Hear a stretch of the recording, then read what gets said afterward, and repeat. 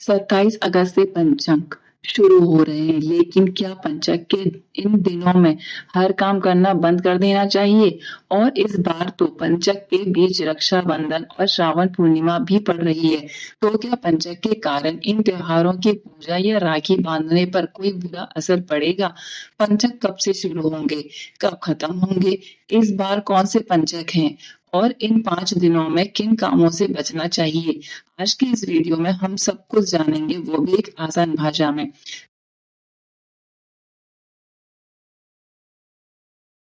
राधे राधे दोस्तों, आपका स्वागत है आपके अपने चैनल सनातन विजडम में।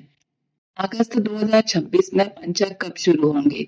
सबसे पहले तारीख और समय नोट कर लीजिए। अगस्त 2026 के पंचांग 27 अगस्त गुरुवार को दोपहर करीब 1:35 से शुरू होंगे और इनकी समाप्ति 1 सितंबर मंगलवार को सुबह करीब 3:23 पर होगी। यानी 27 अगस्त की दोपहर से लेकर 1 सितंबर की सुबह तक पंचांग की अवधि रहेगी। समय आपके शहर के पंचांग के हिसाब से थोड़ा आगे पीछे हो सकता है, इसलिए अपने स्थानीय पंचांग को भी जरूर देख लें। आखिर पंचांग होता क्या है? अब आसान भाषा में समझिए कि पंचांग आखिर होता क्या है। ज्योतिषीय मान्यता के अनुसार जब चंद्रमा कुंभ और मीन राशि में रहते हुए कुछ खास नक्षत्रों से गुजरता है, उस समय को पंचांग कहा जाता है। इनमें 5 नक्षत्र आते हैं: धनिष्ठा, शतभिक्षा, पूर्व भाद्रपद, उत्तरा भाद्रपद और रेवती। इन 5 नक्षत्रों के समूह की वजह से इसे पंचक कहा जाता है।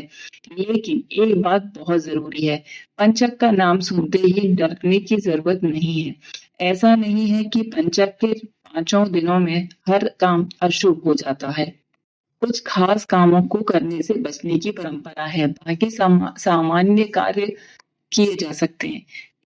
इस बार किस दिन से पंचक शुरू हो रहे हैं? इस बार पंचक गुरुवार से शुरू हो रहे हैं।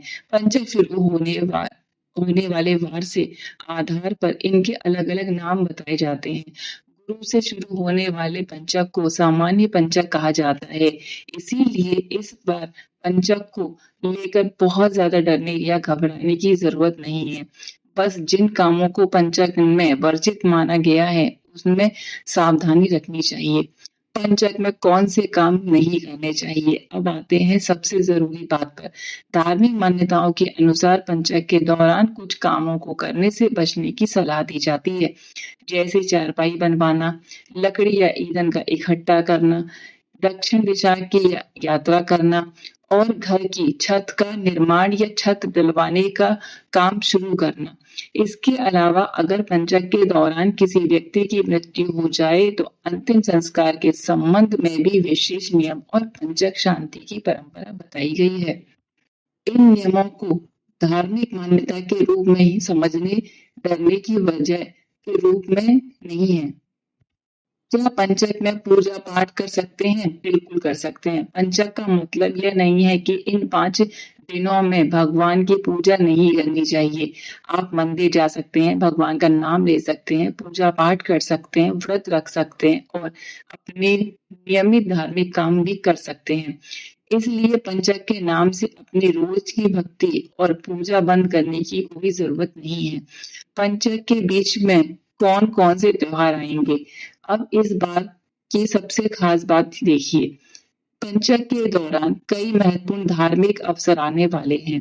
28 अगस्त 2026 शुक्रवार को रक्षाबंधन और श्रावण पूर्णिमा है और इसके बाद 31 अगस्त सोमवार को कजरी तीज है और हैरम संकष्टी का व्रत रहेगा। यानी पंचक की अवधि में ही कई बड़े धार्मिक पर्व पड़ रहे हैं, इसलिए सिर्फ पंचक चल रहा है यह सोचकर इन त्योहारों को लेकर घबराने की जरूरत नहीं है।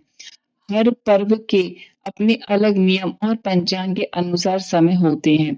एक बात जरूर याद रखें, अगर आप पंचक के दौरान कोई ऐसा काम करने जा रहे हैं जिसे लेकर आपको डाउट है, तो सिर्फ किसी की सुनी सुनाई बात पर भरोसा ना करें। अपने क्षेत्र के पंचांग और अपनी पारिवारिक परंपरा को जरूर देखें। क्योंकि अलग-अलग क्षेत्रों में पंचांग की गणना और धार्मिक परंपराओं में थोड़ा अंतर मिल सकता है। और अगर आपको ऐसी जानकारी पसंद है, जहां आपको सिर्फ तारीख नहीं बल्कि व्रत, त्योहार और उनसे जुड़े ज़रूरी नियम भी आसान भाषा में बताए जाते हैं, तो सनातन विज़डम को अभी सब्सक्राइब कर लीजिए, क्योंकि यहाँ आपको आने वाले व्रत और त्योहार की जानकारी समय से मिलती रहती है। वीडियो उपयोगी लगी हो तो लाइक ज़रूर करें और अपने परिवार के साथ शेयर भी करें। तो अब आपको पता चल गया होगा कि अगस्त 2026 में पंचक 27 अगस्त की दोपहर से शुरू होकर 1 सितंबर की सुबह तक रहेंगे। इस दौरान कुछ विशेष कामों से बचने की धार्मिक मान्यता है, लेकिन इसका मतलब ये बिल्कुल भी नहीं है कि पंचक में पूजा पाठ या सामान्य काम बंद कर देने चाहिए। पंचांग के नियमों को समझकर अपनी परंपरा और स्थानीय पंचांग के अनुसार ही काम करें। अगर वीडियो अच्छा लगा हो तो लाइक करें, शेयर करें और सनातन विजडम को सब्सक्राइब करना ना भूलें। कमेंट में लिखें राधे राधे। मिलते हैं एक और जरूरी धार्मिक जानकारी के साथ। राधे राधे।